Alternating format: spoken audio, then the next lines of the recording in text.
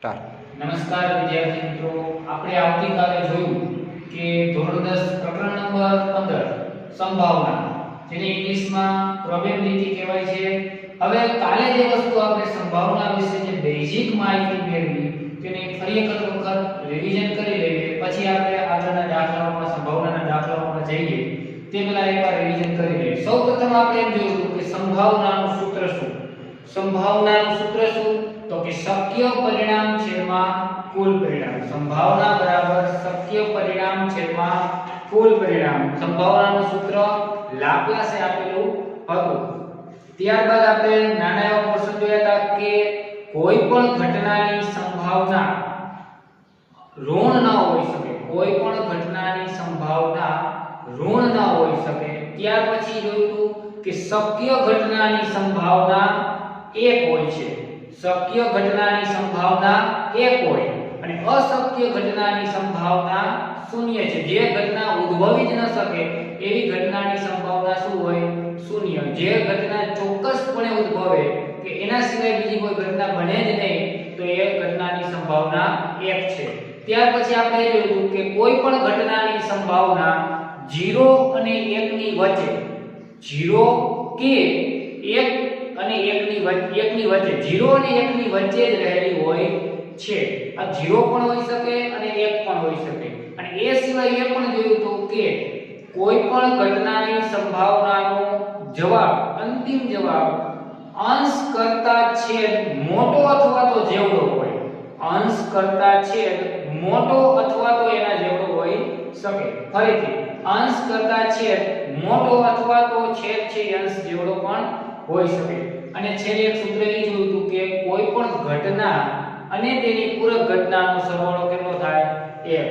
કોઈ પણ ઘટના, માની લો કે એ ઘટના છે તો P ઓફ A એટલે કે A ની ઘટના A ની સંભાવના વત્તા ઘટના A નહીં એટલે કે પૂરક ઘટના.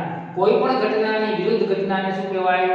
પૂરક ઘટના. તો એ ઘટના A નહીં એનો મતલબ શું થયો? પૂરક ઘટના. એને શેના વડે દર્શાવશું? P ઓફ A બાર બરાબર 1. P ઓફ A વત્તા P ઓફ A બાર બરાબર 1. કારણ કે ઘટના, કોઈ પણ ઘટનાની સંભાવના અને તેની પૂરક ઘટનાની સંભાવનાનો સરવાળો શું થાય? 1. અને ત્યાર પછી એ જોયું કે પ્રયોગની તમામ પ્રાથમિક ઘટનાનો સરવાળો કેટલો થાય? 1. પ્રયોગની તમામ પ્રાથમિક ઘટનાનો સરવાળો કેટલો થાય? 1. ત્યાર પછી હવે આપણે ઈ જોઈએ કે નીચેના સ્વાધ્યાય 15.1 દાખલા નંબર 1 નીચેના વિધાન પૂર્ણ કરો. તો એમાં પહેલું કે ઘટના E ની સંભાવના પ્લસ ઘટના E નહીં ની સંભાવના બરાબર ખાલી જગ્યા. ઘટના E ની સંભાવના વત્તા ઘટના E નહીં. તો ઘટના E ની સંભાવના આપણે કેમ લખાય? મેં તમને કાલે એમ કીધું A ની ઘટના A ની સંભાવના બરાબર આપણે શું લખતા? P of A. ઘટના A ની સંભાવના તો અહીં શું છે? ઘટના E ની સંભાવના તો P of E. Ready? Plus ઘટના E નહીં એટલે એનો મતલબ શું થાય? P ઓફ E બાર. મેં તમને કાલે કીધું P ઓફ E નહીં એટલે એનો મતલબ પૂરક ઘટના છે. ઘટના અને પૂરક ઘટનાનો સરવાળો કેટલો થાય? 1. P ઓફ E એટલે ઘટના E ની સંભાવના વત્તા P ઓફ E બાર એટલે E નહીં ની સંભાવના બરાબર કેટલી થાય? 1. એટલે જવાબ આવશે આપણી પાસે 1. રેડી? સમજાઈ ગયું? ચાલો આગળ બીજી ખાલી જગ્યા. ઉદ્ભવી ન શકે તેવી ઘટનાની સંભાવના. જે ઘટના ઉદ્ભવી ન શકે તે ઘટનાની સંભાવના શું થાય? કાલે જોઈ લીધું 0 થાય. એ આવી ઘટનાને શું કહેવાય? અશક્ય ઘટના. કેવી કહેવાય? અશક્ય ઘટના. અશક્ય ઘટના કહે છે. ચોક્કસપણે ઉદ્ભવતી ઘટનાની સંભાવના. ચોક્કસપણે ઉદ્ભવતી ઘટનાની સંભાવના ચોક્કસપણે ઉદ્ભવે તો એની સંભાવના શું થઈ જાય? 1. એ આપણે કાલે જોયું. આવી ઘટનાને શક્ય ઘટના કહે છે. આવી ઘટનાને શક્ય ઘટના, કારણ કે શક્ય ઘટનાની સંભાવના કેટલી થાય? 1. અશક્ય ઘટનાની સંભાવના કેટલી થાય? 0. ત્યાર પછી આગળની ખાલી જગ્યા. પ્રયોગની તમામ પ્રાથમિક ઘટનાઓની સંભાવનાનો સરવાળો હમણાં જોયું કેટલો થાય? એ પ્રયોગની તમામ પ્રાથમિક ઘટનાઓની સંભાવનાનો સરવાળો કેટલો થાય 1 ત્યાર પછીની ખાલી જગ્યા ઘટનાની સંભાવના ખાલી જગ્યાથી મોટી કોનાથી મોટી હોય 0 થી મોટી અને તેના જેટલી આવું આપણે કાલે જોઈ લીધું 0 less than or equal to p of a less than or equal to 1 ઘટના કોઈ પણ ઘટનાની સંભાવના 0 કે તેથી મોટી અને 1 કે તેથી નાની 0 કે તેથી મોટી અને 1 કે તેથી નાની એટલે આ બંનેની વચ્ચે જ આખી સંભાવનાનો જવાબ છુપાયેલો હોય છે ચાલો આટલું સમજાઈ ગયું ફરી વખત ઘટના a ની સંભાવના ઘટના a નહીં ની સંભાવનાનો સરવાળો કેટલો થાય 1 ઉદ્ભવી ન શકે તેવી ઘટનાની સંભાવના શું હોય 0 અને એ ઘટનાને શું કહેવાય અશક્ય ઘટના ચોક્કસ રીતે ઉદ્ભવતી ઘટનાની સંભાવના શું હોય 1 અને આવી ઘટનાને શું કહેવાય શક્ય ઘટના પ્રયોગની તમામ પ્રાથમિક ઘટનાઓની સંભાવનાનો સરવાળો શું થાય 1 અને ઘટનાની સંભાવના 0 થી મોટી અને 1 થી નાની હોય છે આગળ ત્યાર પછી દાખલા નંબર 2 નીચે આપેલ પૈકી કયા પરિણામો સમસંભવી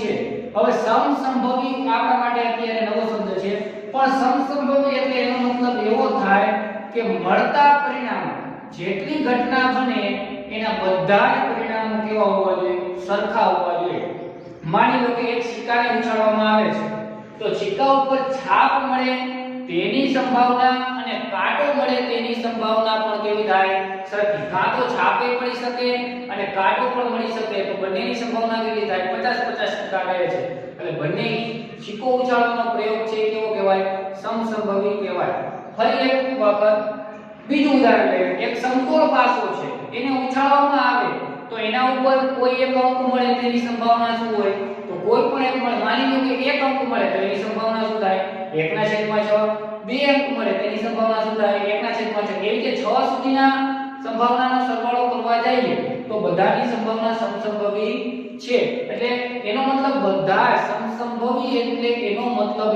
એવો કે પ્રયોગના તમામ ઘટનાની સંભાવના સરખી હોય છે જે ઘટના સરખી હોય તો એને શું કહેવાય સમસંભવી કહેવાય ચાલો આપણે આ પ્રયોગ કરી જોઈએ કે પ્રયોગ આપ્યો છે કે ડ્રાઈવર કાર ચાલુ કરવાનો પ્રયત્ન કરે છે શું છે પ્રયોગ કે ડ્રાઈવર કાર ચાલુ કરવાનો પ્રયત્ન કરે છે પરિણામ શું મળે છે કાર ચાલુ થાય છે અથવા તો ચાલુ નથી થતી હવે આનો મતલબ સમસંભવી છે કે નહીં તો જોવાનું કાર ચાલુ થાય તેની ઘટના જોવાની અને કાર ચાલુ નથી થતી તેની સંભાવના બંનેની સંભાવના સરખી છે હવે અહીંયા સ્પષ્ટપણે આપણને કહેવામાં આવ્યું નથી કે ડ્રાઈવર છે કાર ચાલુ કરે છે તો આપણને આગળ સ્પષ્ટ કહેવામાં નથી આવ્યું કે કાર ચાલુ અવસ્થામાં છે કે બગડી ગયેલી અવસ્થામાં છે ખરાબ થઈ ગયેલી અવસ્થામાં છે કે ચાલુ અવસ્થામાં છે જો ચાલુ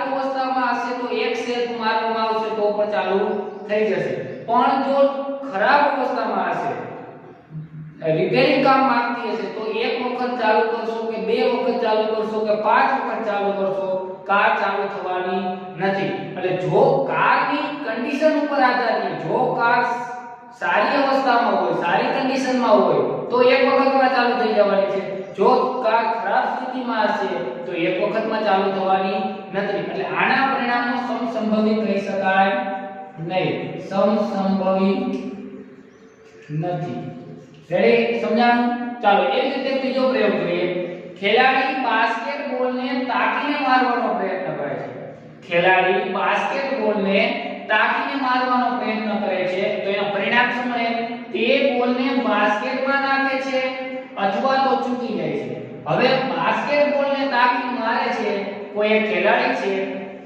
તો એ બોલ બાસ્કેટબોલમાં જાય અથવા તો ચૂકી જાય હવે આ સમસંભવી છે કે નહીં એ જોઈએ જો બાસ્કેટબોલ નાખે છે એટલે કે બોલને બાસ્કેટમાં નાખે અને ન નાખે સંભાવના સરખી છે પરંતુ અહીંયા આપણને કોઈ સ્પષ્ટતા આપેલી નથી કે ખેલાડી કેવો છે જો કુશળ ખેલાડી હશે તો એક જ વખતમાં તે બાસ્કેટબોલમાં નાખી દેશે જો ખેલાડી કુશળ નહીં હોય કુશળ એટલે હોશિયાર નહીં હોય તો એ ખેલાડી એક વખતમાં નાખી શકશે નહીં માટે આ પરિણામ કેવું થયું સમસંભવી નથી. સમજાણું? ફરી એકવાર, કોઈ સ્પષ્ટતા કરેલી નથી એટલા માટે સમસંભવી નથી. ત્યાર પછી હવે પ્રયોગ ત્રીજો જોઈએ. ખરા ખોટા પ્રશ્નોના જવાબ આપવાની કસોટી આપવામાં આવી છે. ખરા ખોટા પ્રશ્નોના જવાબ આપવાની કસોટી આપી છે. તો એમાં પરિણામ શું મળે? જવાબ સત્ય છે કે અસત્ય? હવે બેમાંથી એક જ પરિણામ મળે. એનું કારણ છે પ્રશ્ન જો ફક્ત હોય, અહીંયા ખાલી એવો જ ઉલ્લેખ કરેલો હોય કે પ્રશ્નના જવાબ આપવાની કસોટી આપવામાં આવી છે, તો આ સમસંભવી નથી. કારણ કે આગળ ખરા ખોટા પ્રશ્ન ઘણા બધા પ્રકારના હોઈ શકે. એક માર્કના હોઈ શકે, બે માર્કના હોઈ શકે, ખાલી જગ્યા હોઈ શકે, ઘણી બધી રીતે હોઈ શકે. પરંતુ અહીંયા સ્પષ્ટ લખેલું છે ખરા ખોટા. એટલે એનો મતલબ શું થશે કે કાં તો ખરું આવશે કાં તો ખોટું આવશે. બંનેની સંભાવના કેવી મળશે? સરખી. એટલે આ શું છે? સમસંભવી. સમજાયું? ચાલો એના પછીનો છે પ્રયોગ. પ્રયોગ બાળક જન્મ્યું છે. બાળક જન્મ્યું છે. હવે પરિણામ શું મળે? તે બાબો છે કે બેબી? હવે બાળક જન્મ્યું એટલે આપણે સ્વાભાવિક છે એ પરિણામ એક જ હોય, કાં તો બાબુ હોય અથવા તો બેબી. બંનેની સંભાવના 50-50% છે. એટલે આ મતલબ શું થાય? સમસંભવી છે. રેડી? ચાલો વિદ્યાર્થી મિત્રો, દાખલા નંબર 3. હવે દાખલા નંબર 3 એવું કહેવા માંગે છે કે શા માટે ફૂટબોલની રમતમાં શરૂઆતમાં કઈ ટુકડીને બોલ મળવો જોઈએ તે નક્કી કરવા સિક્કાને ઉછાળવો નિષ્પક્ષ ક્રિયા છે એવું વિચારાય છે. શા માટે ફૂટબોલની રમત પહેલા આપણે સિક્કો ઉછાળીને કે કઈ ટુકડીને બોલ આપવો એવું નક્કી કરવા માટે સિક્કો જ શું કામ ઉછાળવામાં આવે છે? અને સિક્કો ઉછાળવો એ નિષ્પક્ષ ક્રિયા છે. એનો મતલબ કારણ કે સિક્કાને જ્યારે ઉછાળવામાં આવે છે, કોઈ એક સમતોલ સિક્કાને જ્યારે ઉછાળવામાં આવે છે ત્યારે એના ઉપર મળતા કુલ પરિણામ કેટલા છે? 2. એ બંને પરિણામ એવા છે કે બંને પરિણામ કોઈ કહી ન શકે કે સિક્કા ઉપર છાપ જ આવશે કે સિક્કા ઉપર કાંટો જ આવશે. એટલા માટે બંનેની શક્યતા છે. કાંટો ઉપરથી ઉલારવામાં આવે ત્યારે છાપ પણ પડી શકે અને કાંટો પણ પડી શકે. એવું ક્યારેય કહેવામાં નથી આવતું કે ફરજિયાત છાપ જ મળે. કોઈ એક ટુકડી તરફ એનો પક્ષ ન જાય. એટલે એનો મતલબ છે કે સિક્કાને ઉછાળવો નિષ્પક્ષ.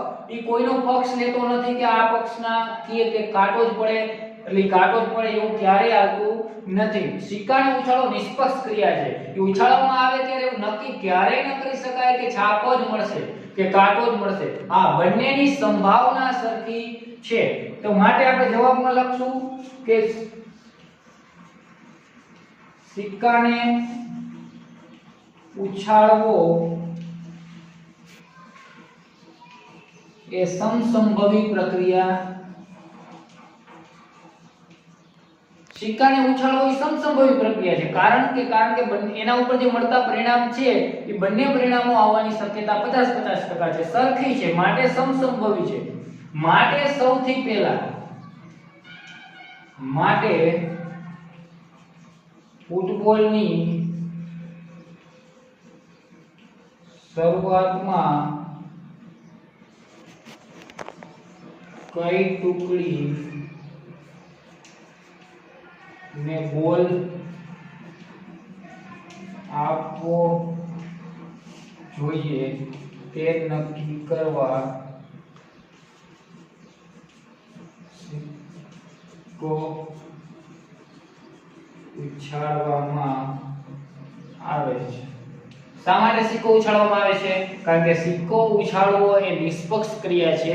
એ કોઈના પક્ષ લેતો નથી. એ સમસંભવી પ્રક્રિયા છે. કારણ કે એના ઉપર મળતા બંને પરિણામ સમાન છે. કારણ કે છાપ પણ મળવાની શક્યતા 50% છે અને કાંટો પણ મળવાની શક્યતા 50% છે. માટે તે પ્રક્રિયા કેવી થઈ? નિષ્પક્ષ અને સમસંભવી પ્રક્રિયા છે. માટે ફૂટબોલની રમતમાં શરૂઆતમાં કઈ ટુકડીને બોલ મળવો જોઈએ એના માટે સિક્કો ઉછાળવામાં આવે છે. ત્યાર પછી આગળ દાખલા નંબર 4. નીચેનામાંથી કયો વિકલ્પ ઘટનાની સંભાવના ન હોઈ શકે? નીચેનામાંથી કયો વિકલ્પ એવો છે કે ઘટનાની સંભાવના ન હોઈ શકે? તો આપણે એક વસ્તુ વિચારી હતી, આ વસ્તુ આપણે જોઈ હતી 0 less than or equal to p of a less than or equal to 1. અમારી જો ઘટના એ છે તો એની ઘટના હંમેશા 0 અથવા 0 થી મોટી અને 1 અથવા 1 થી નાની. હવે આમાં જોવો જોઈએ કોઈ પણ ઘટનાનો જવાબ હંમેશા અંશ કરતા છેદ કેવો હોય મોટો અથવા તો તેના જેવડો હોય. હવે અંશ કરતા છેદ મોટો આ હોઈ શકે.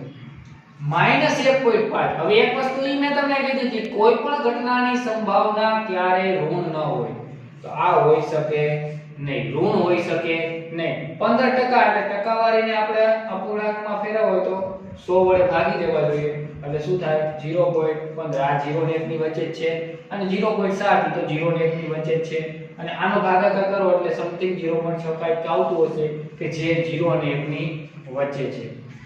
તો માઈનસ સંખ્યા હોઈ શકે નહીં. આવું મેં તમને પહેલા જ લેક્ચરમાં કીધું હતું કે આવો વિકલ્પ બોર્ડની પરીક્ષામાં પૂછાય છે તો જરા ધ્યાન દેજો. આવા બીજા આપણે ઉદાહરણ આપણે હોમવર્કમાં આપશું ત્યારે જોશું. જો P of E એટલે કે ઘટના E ની સંભાવના બરાબર 0.05 હોય તો E નહીં એટલે આનો મતલબ શું થાય પૂરક ઘટના છે. પૂરક ઘટનાને શેના વડે દર્શાવાય P of E બાર ની સંભાવના શું છે. જો ઘટના E ની સંભાવના એટલે કે P of E ની સંભાવના 0.05 હોય તો ઘટના E નહીં ની એટલે કે P of E બાર ની સંભાવના શું છે. તો આપણે સૂત્ર જાણી છીએ P of E વત્તા P of E બાર બરાબર શું છે 1. ઘટના E અને ઘટના E નહીં એટલે કે ઘટના અને પૂરક ઘટનાનો સરવાળો શું થાય 1 થાય. એટલે આપણે આ જવાબ આપણે જોઈએ અહીંયા શું હોય P of E બાર બરાબર શું આપ્યું છે 0.05 વત્તા P of E બાર આપણે શોધવાનું છે બરાબર શું છે 1 છે. હાલો P of E બાર ને આપણે કરતા બનાવીએ માટે P of E બાર બરાબર અહીં એક તો હતા જ આ ઓલી બાજુથી ડાબી બાજુથી જમણી બાજુ આવે તો નિશાની ચેન્જ થાય 0.05 માટે P of E બાર બરાબર 1 માંથી 0.05 જાય તો 0.55 તો P of E બાર બરાબર શું આવશે 0.55. Thank you.